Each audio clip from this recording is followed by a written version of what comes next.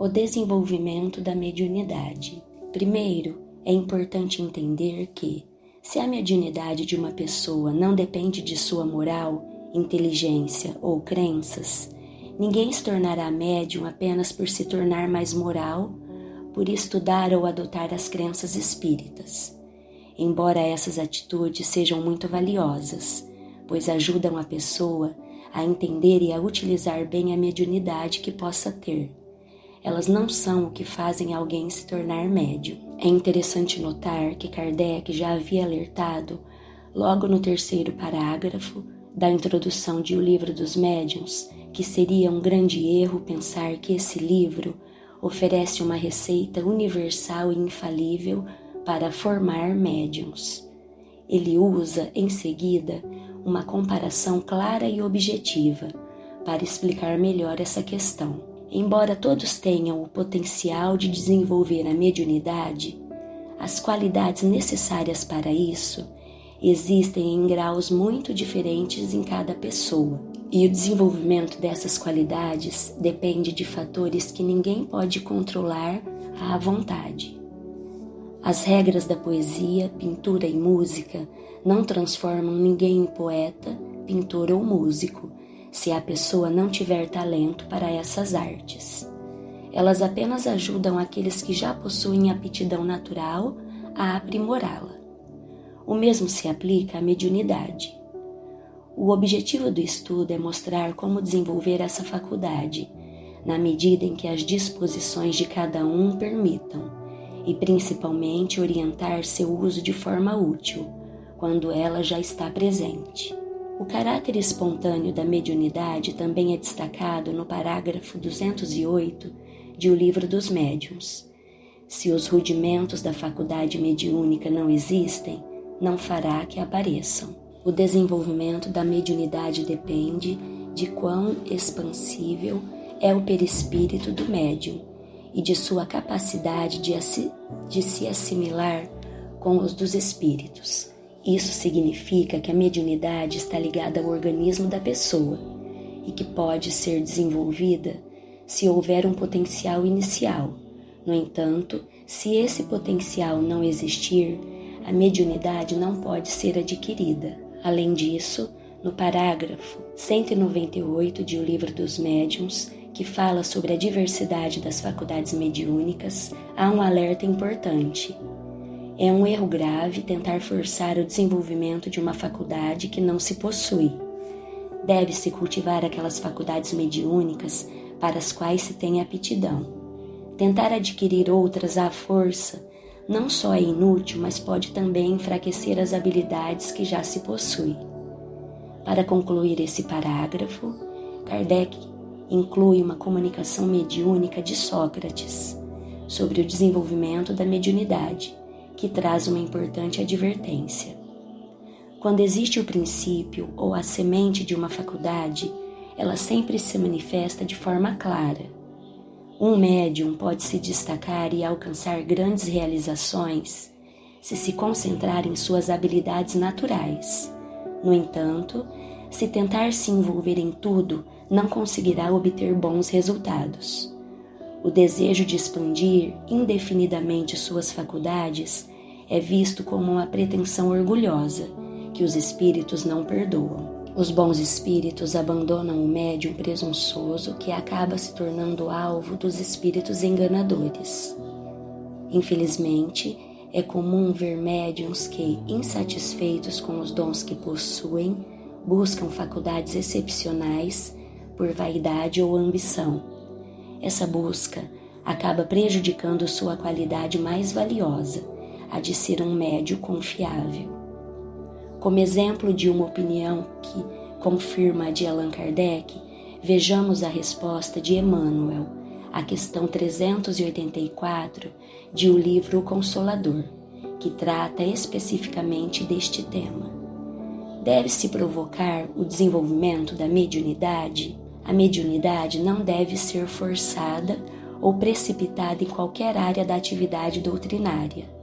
É essencial que o desenvolvimento da mediunidade ocorra de forma espontânea, pois as tarefas mediúnicas são orientadas pelos mentores do plano espiritual.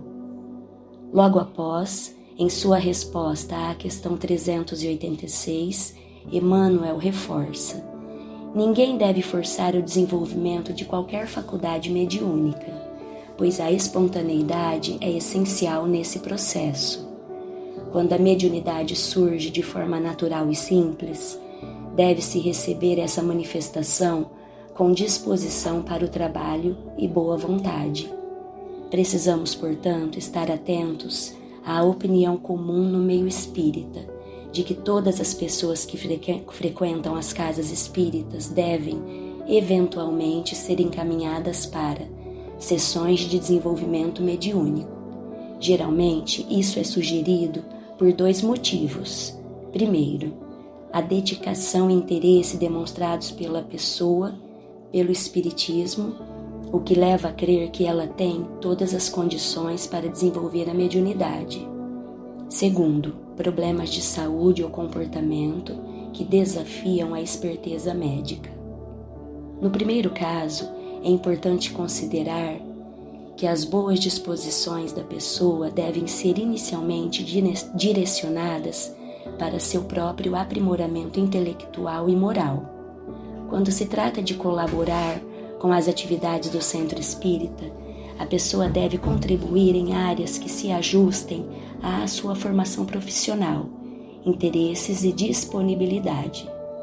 Isso pode incluir a condução de estudos, a evangelização infanto-juvenil, administração, biblioteca, visitas fraternas, costura de enxovais, faxina, distribuição de alimentos, acolhimento aos novos frequentadores, entre outros.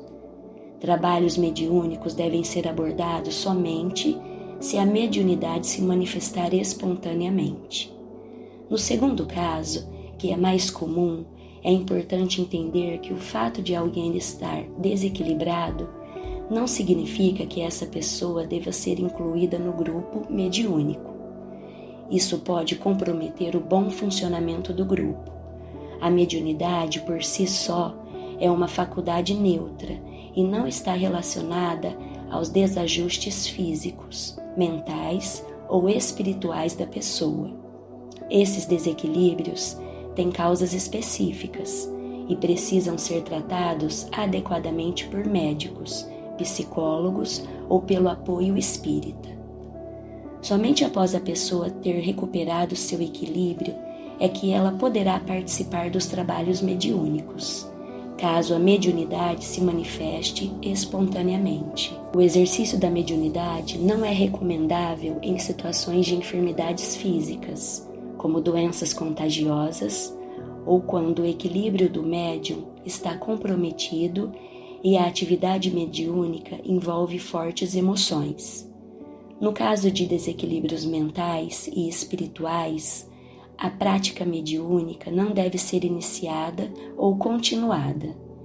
Um médium nessas condições pode não contribuir positivamente e pode criar dificuldades para o grupo, além de facilitar a atuação de espíritos que buscam desarmonia, melindres, desconfianças e tensões entre os membros. O desenvolvimento mediúnico nos centros espíritas não deve ser visto como o aprendizado de técnicas e métodos para fazer surgir a mediunidade, pois tais técnicas não existem e não podem existir. Em vez disso, o foco deve ser no aprimoramento e direcionamento útil e equilibrado das faculdades que surgem de forma natural. Isso pressupõe o aperfeiçoamento integral do médium, que deve se dedicar ao estudo sério e ao esforço constante para alinhar suas ações com as diretrizes evangélicas. Além disso, é importante destacar que os centros espíritas não devem iniciar qualquer trabalho mediúnico, seja de desenvolvimento, no sentido correto do termo, ou de assistência a espíritos enfermos, a menos que tenham certeza de que possuem colaboradores suficientemente preparados. Esses colaboradores devem ter sólidos conhecimentos doutrinários equilíbrio psicológico e conduta cristã, além de tempo disponível para se dedicar regularmente a essa tarefa delicada. Resumindo o que vimos, a mediunidade é uma faculdade natural que surge espontaneamente. Não se deve tentar desenvolvê-la antes que ela apareça por si só. O desenvolvimento da mediunidade deve ser entendido como sua educação, aprimoramento, disciplina e direcionamento para o bem. A mediunidade não é a causa dos desequilíbrios orgânicos e psicológicos. O exercício da mediunidade não deve ser visto como a conclusão obrigatória das atividades do cooperador em uma casa espírita.